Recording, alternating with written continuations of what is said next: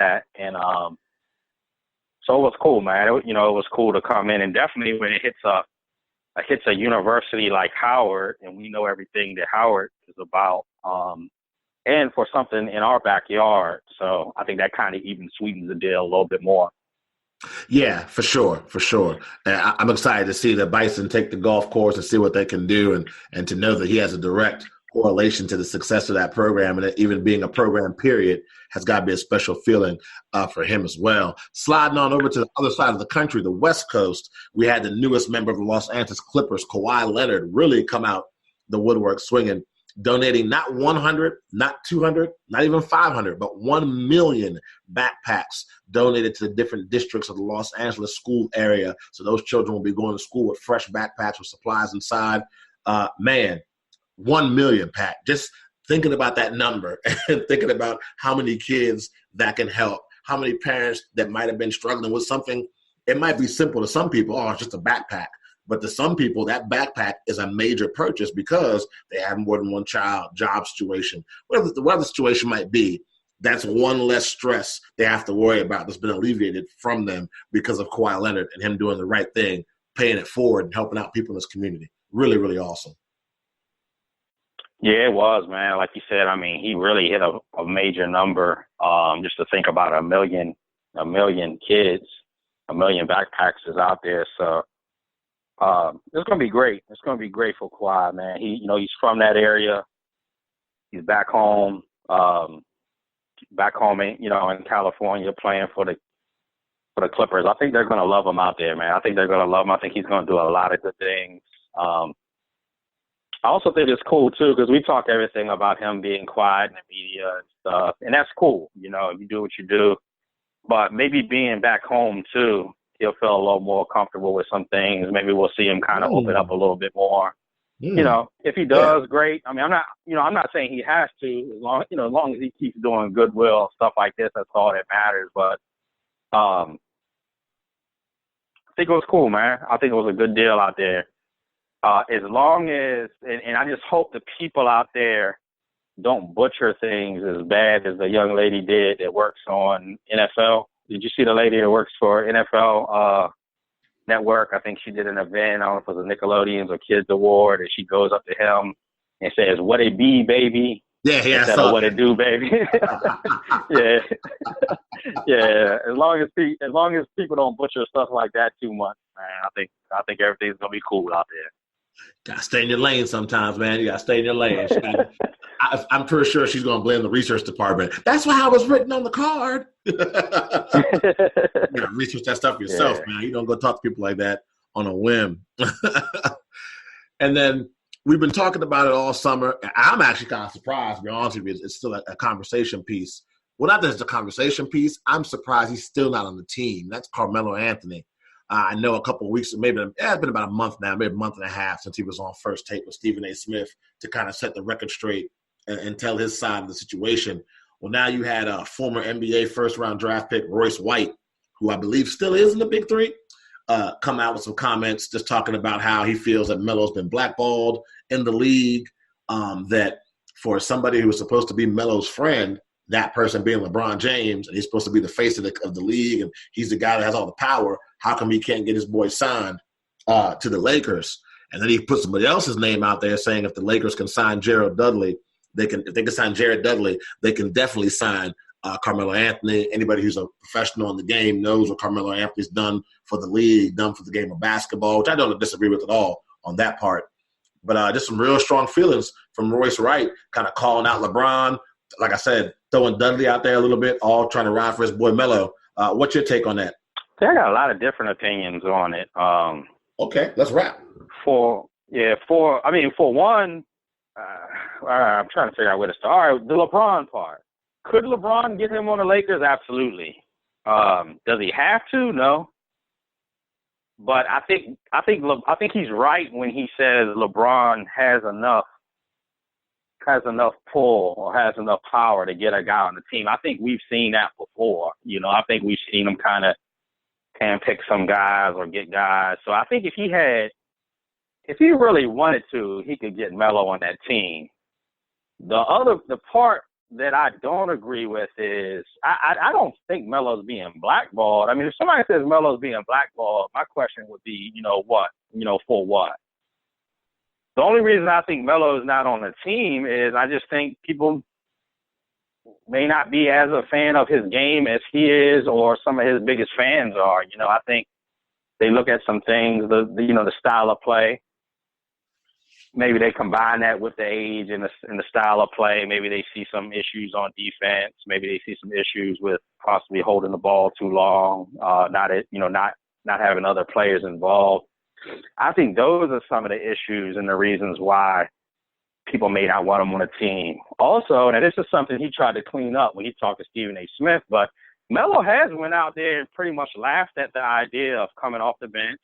True. He's laughed and he's shot down of not being a starter. So I think that's a question for people too, because you don't want to bring a guy in and then maybe you do got a guy you think deserves more minutes but needs to play. Is that going to be an issue? So I think people are looking at everything. They're looking at his game and they're looking for things that he said and potential locker room issues.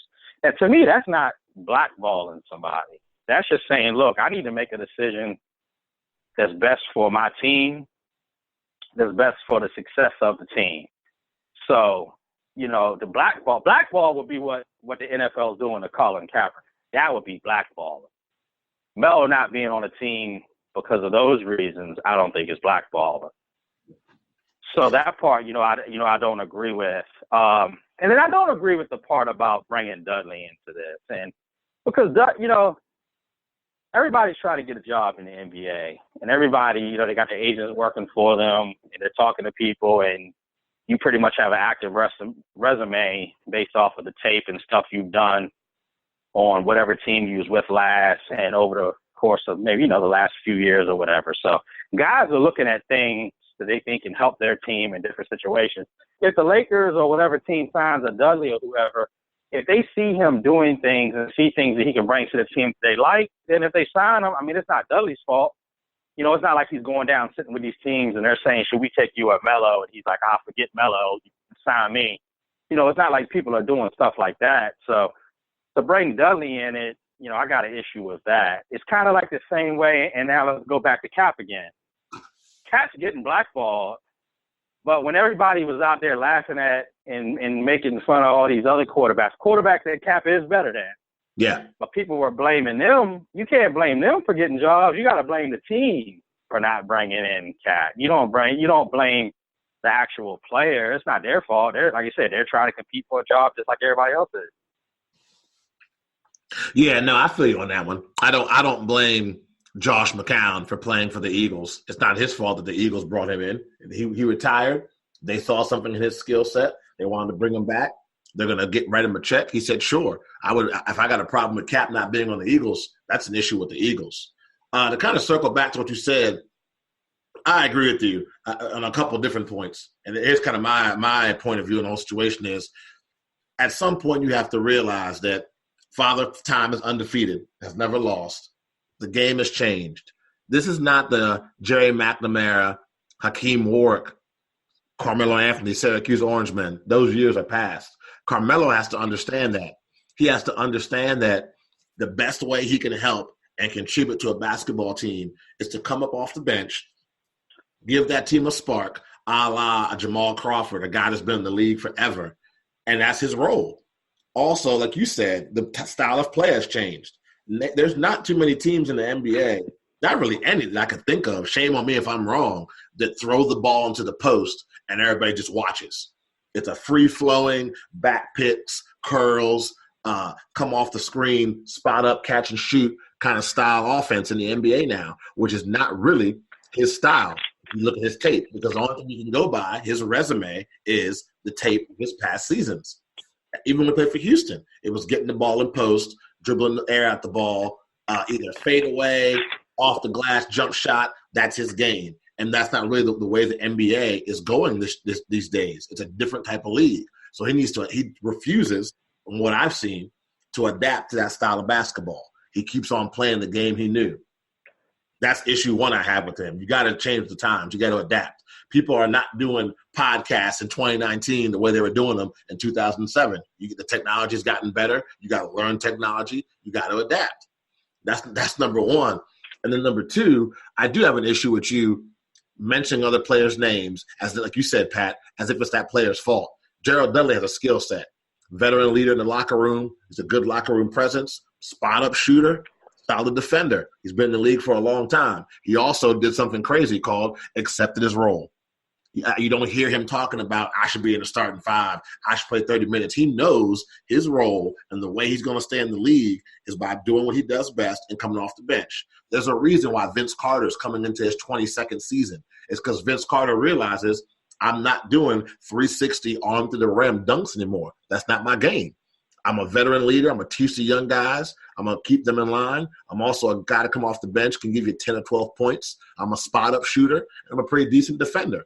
You got to change your game and adapt to the league. And from what I've seen and what I hear, Carmelo seems to refuse to do that. I acknowledge Royce Wright's comments that he is a legend in the game, one of the greatest NBA players of all time. Definitely agree with that.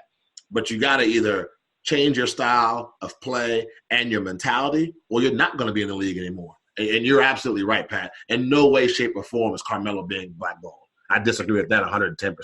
Yeah, I just don't, I don't see a reason outside of, your play or what people like with your game. That would be the only reason why they're not going in here. Like you said, there was nothing controversial. There was nothing that Melo has done that other guys haven't done or haven't spoke on. They kind of went against what people would say, go against the grain or whatever.